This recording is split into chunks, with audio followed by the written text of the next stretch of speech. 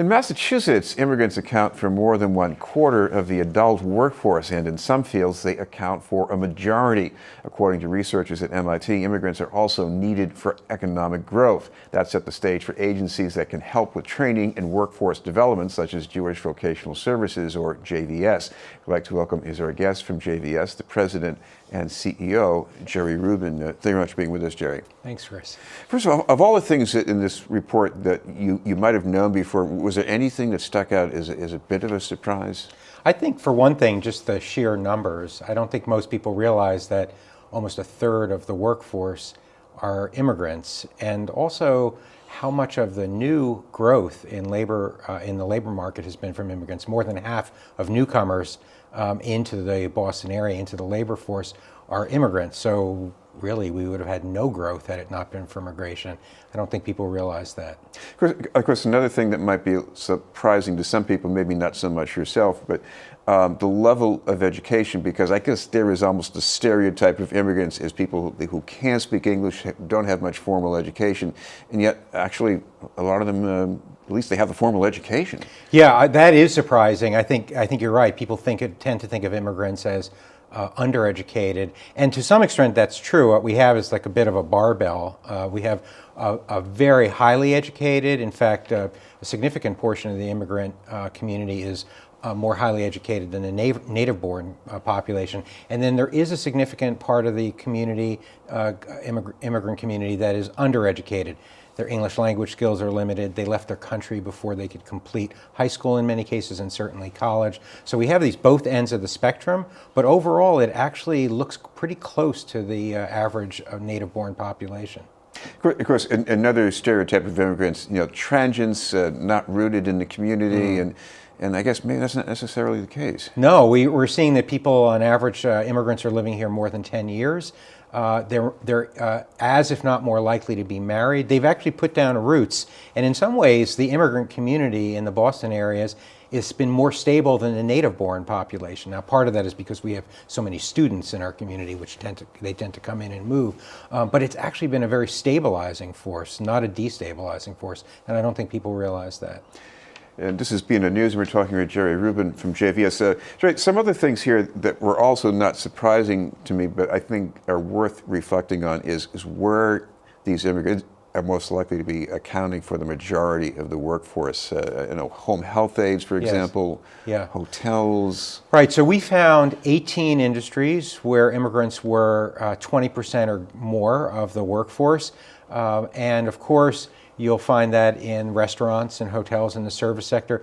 The healthcare industry is very, very dependent on the immigrant labor force. And interestingly, at the high end and at the low end. So at the high end, medical researchers, doctors, significantly immigrants. And then at the lower end of the skill level, individuals who are doing food service, patient transport, environmental services, are probably in the 2/3 range, 3/4 range immigrants. So the healthcare industry is the largest single industry in Boston.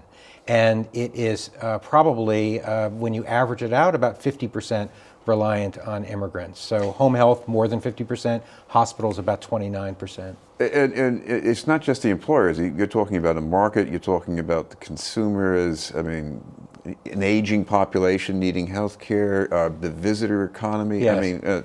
Yeah. There's pressure there, right? Absolutely. One of the interesting things that we've seen in the healthcare industry, of course, is as the patients are more diverse themselves, healthcare providers need multilingual providers of service. And so you've got patient navigators, individuals who can translate. And many immigrants and refugees speak 2, 3, 4 languages. They become very valuable. We recently have been involved in the last couple of years in training in the financial services industry, in banking.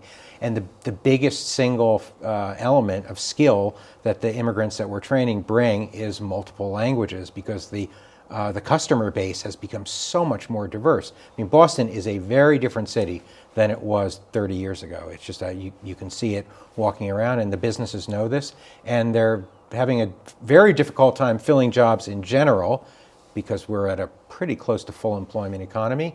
But to get multilingual workers is really challenging, and that's where immigrants come in. What are employers coming to you and saying? Well, interestingly, we're experiencing two things at the same time.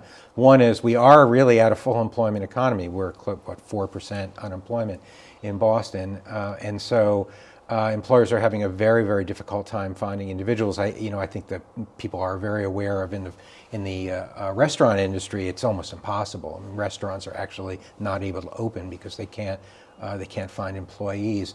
But we're finding this in the healthcare industry and long-term care.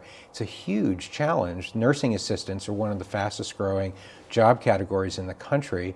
It's a very difficult job and it's very taxing. It requires a lot of compassion and care as well as physical ability.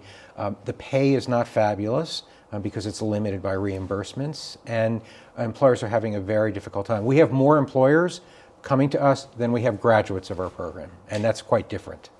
Talk about how you've adapted these programs, because you always want to have people leaving work for a certain amount of time to go to a class somewhere else. So how do you make things work better? Yeah, so I think we've done three things that I think have been very important. One is, and this we've been doing for a long time, which is integrating English language training with job skills training and doing those at the same time, because individuals with limited English can't wait. They can't go to English, and then get a job. They need to be working, and they need to be working and moving up. And so we're always integrating language training with the skills for a specific occupation or specific job. So that's one thing. The second thing is we do a lot of delivery of services at workplaces. We're at almost 30 workplaces around Massachusetts where employers are paying us to deliver those services, often English classes, to their workers, and it's all in the context of what's going on at the workplace. So they're learning not just how to read a book, but actually, how to read a work order, how to communicate with their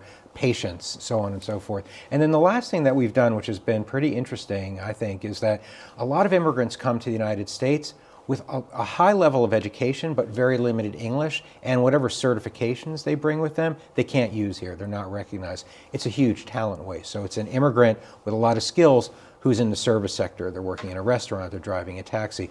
So we've now developed a whole program area of getting those individuals into college and back towards the certification route. So we're trying to get them propelled into the knowledge economy. You should finally mention that if anybody wants to find out about your services, whether they're an immigrant or an employer, I guess you've got a pretty good website for that? We do, jvs-boston.org. Thank you very much for being with us. Thank you, Chris. Always a pleasure. From JVS, Jerry Rubin.